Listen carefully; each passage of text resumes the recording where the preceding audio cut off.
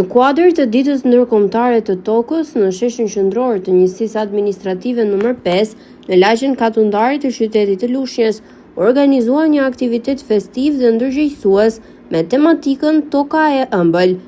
Në kujdesin e bashkisë Lushnje, në bashkëpunim me fermerët e zonës dhe nxënës të shkollave, u çel një mini panajër ku ekspozuan produkte bujqësore, gatime tradicionale dhe punime artezanale të trashëguara ndër breza.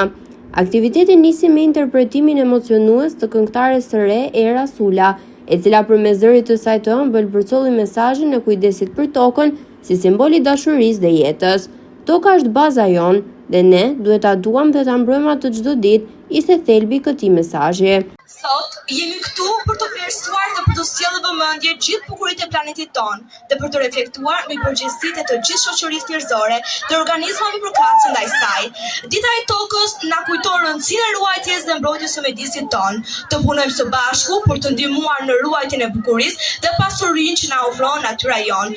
Toka është shtëpia jone e përbashkët, një dhuratë që na jep jetë çdo ditë. Ta duam, ta mbrojmë dhe ta ruajmë, jo vetëm sot, por çdo ditë. Atmosfera festive u shoqërua me muzikë tradicionale muzikare, valle popullore dhe veshje karakteristike në drejtimin e koreografit Leonard Syziu, duke i dhënë ngjyrat e traditës dhe të krenarisë lokale këtij aktiviteti. Ky është viti i dytë që organizohet ky event në këtë formë, që u kthye tashmë në një traditë të bukur që promovon ndërgjegjësimin për mbrojtjen e mjedisit, bashkëpunimin me komunitetin dhe vlerësimin për tokën që na ushqen. Aktiviteti u ndoq nga kamera e televizionit Apollon, duke sjellë për publikun atmosferën e një feste ku natyra dhe komuniteti bëhen një. What about feeling feels? Is there a time? What about all the things that you said?